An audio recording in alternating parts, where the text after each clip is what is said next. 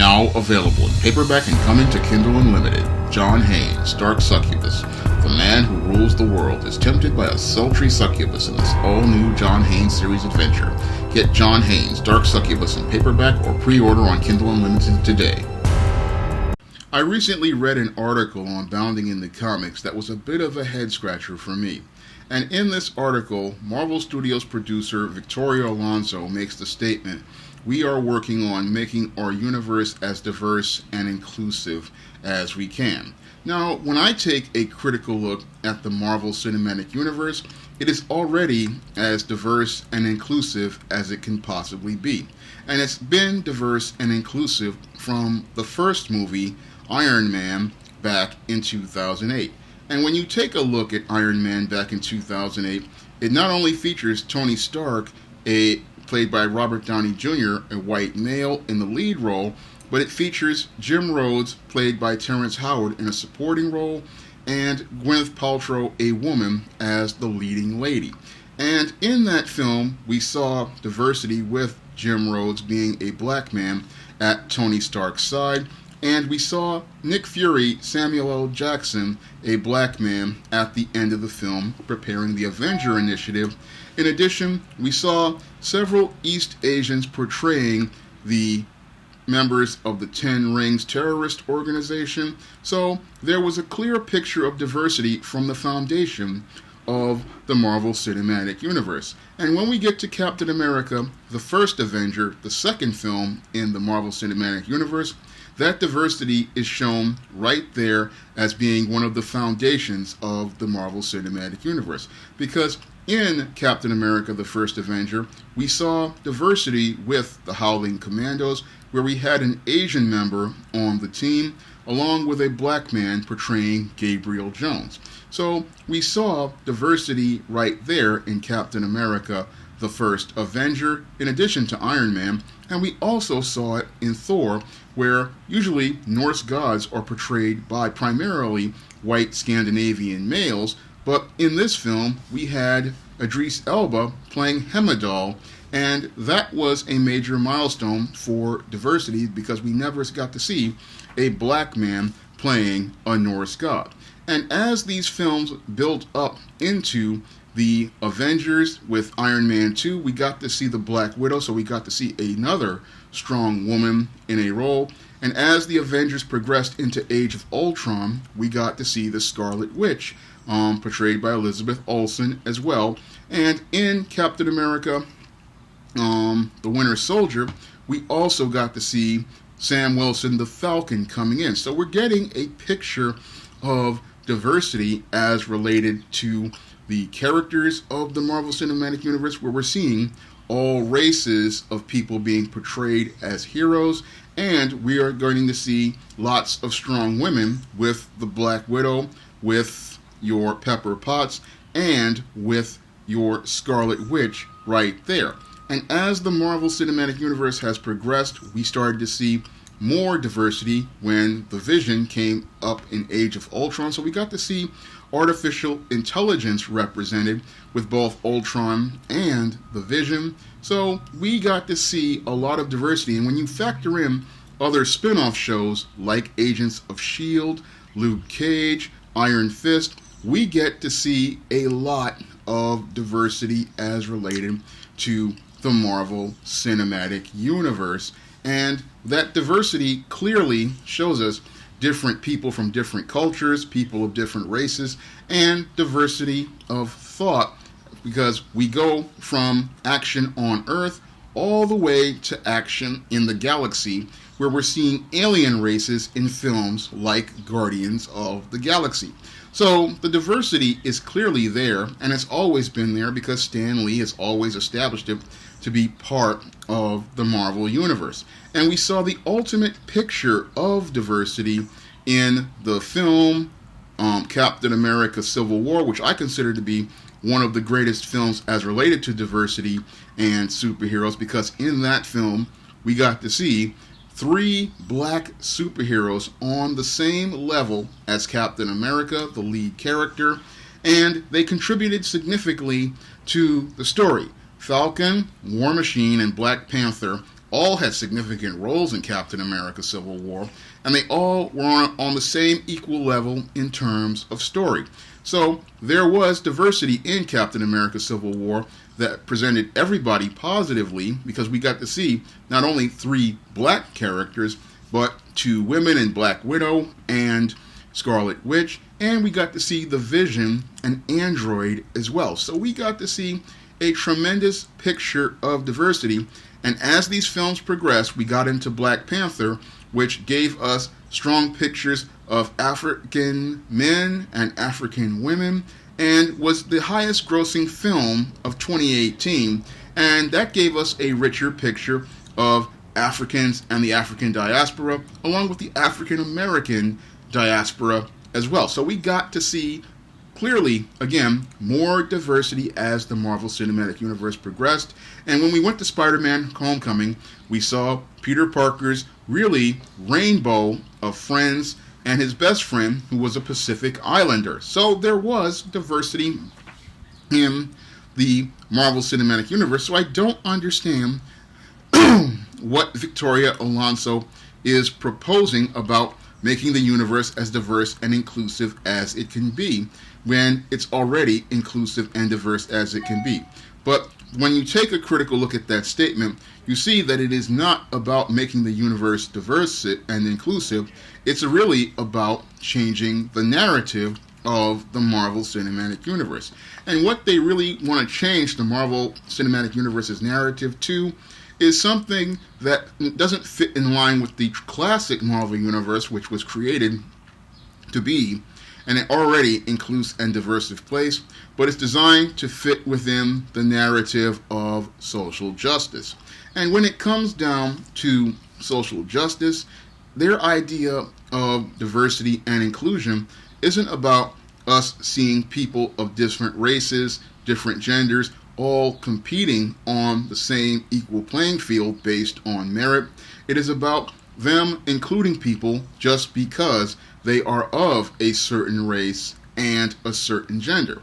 And when it comes down to social justice, it is a very shallow portrayal of diversity that is getting ready to be presented in the Marvel Cinematic Universe, because when it comes down to these people who are part of the whole social justice narrative, they have a very narrow and very shallow view of diversity. And again, their view of diversity is based on people's skin tones, people's genders, and representing and including them based on the color of their skin and not the content of their character.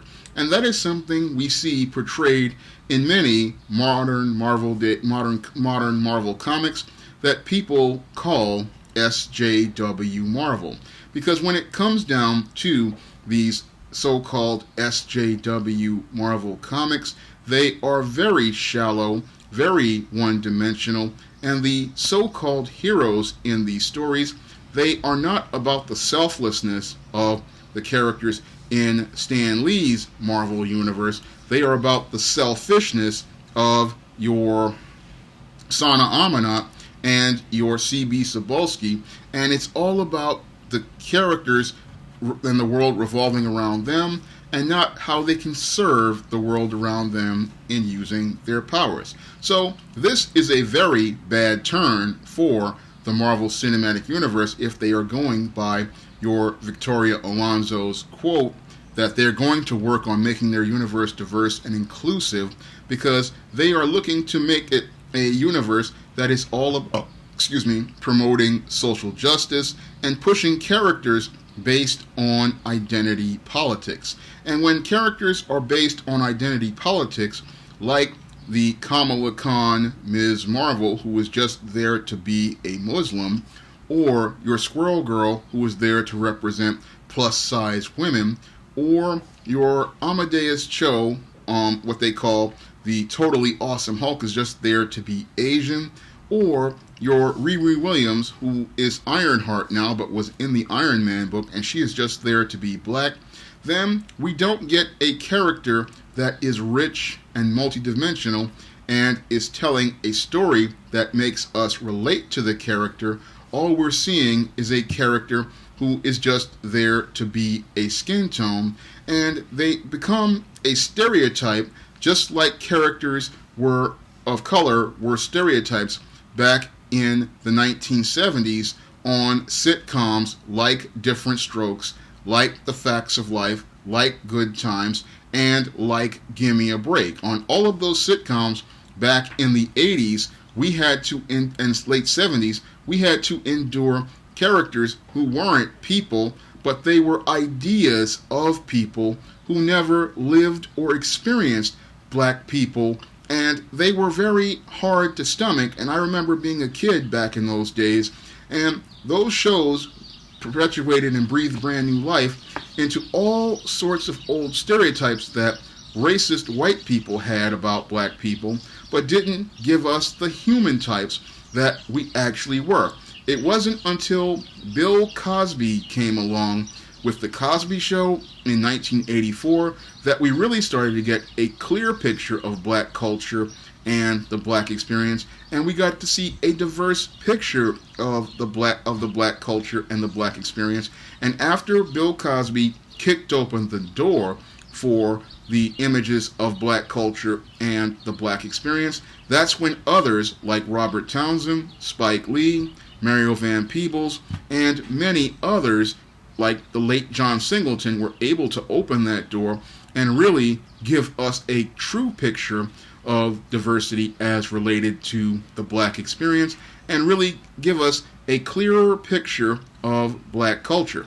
And what these producers like Victoria Alonso want to do is they want to close the door on actual diversity and then open the door for social justice, which is just another repackaged form of racism, because when it comes down to social justice warriors, their narrow view of black people and other people of color is all about promoting and perpetuating stereotypes that make black people and other people of color fit within their smooth world. They don't mind you being in their universe as long as you know your place in their universe. So if you decide to go out here and create a character that starts to get popular, what they will do is bury that character because that character is not fitting within their smooth world or telling a story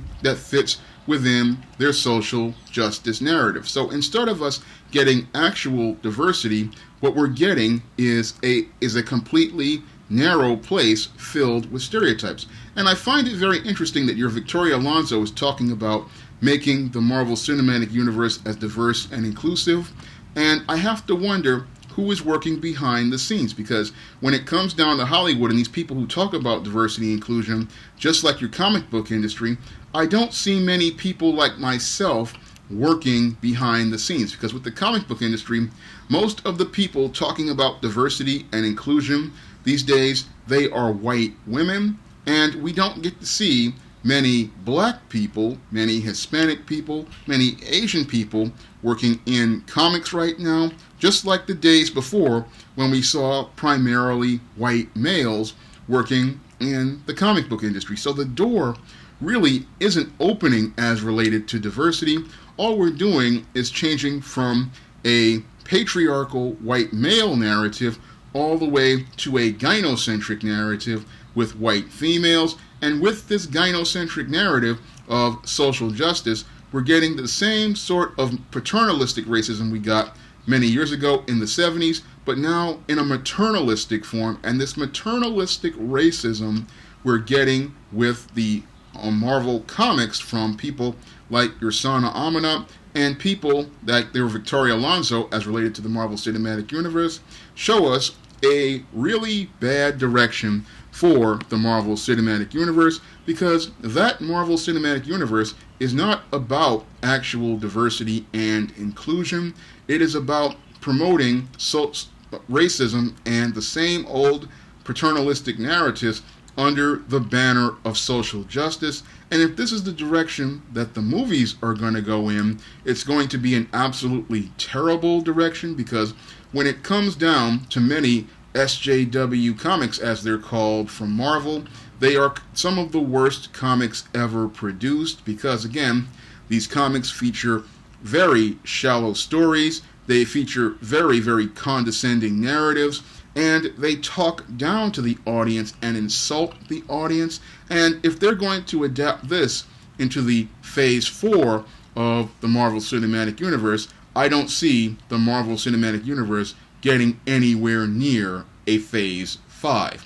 If you'd like to see me make more videos like this, you can donate to my Patreon by clicking the link in the description box. And if you want to see some positive portrayals of African American heroes and heroines, you can pick up my ISIS series, my E-Steam series, my John Haynes series, and the books of the Spinsterella trilogy on Amazon.com in paperback and ebook.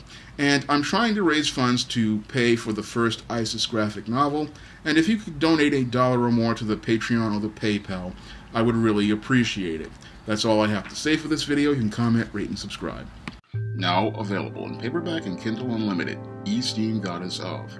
Hell's aspiring angel takes on a demonic dominatrix in this action-packed all-new E-Steam series adventure. Get E-Steam Goddess of in paperback and Kindle Unlimited today.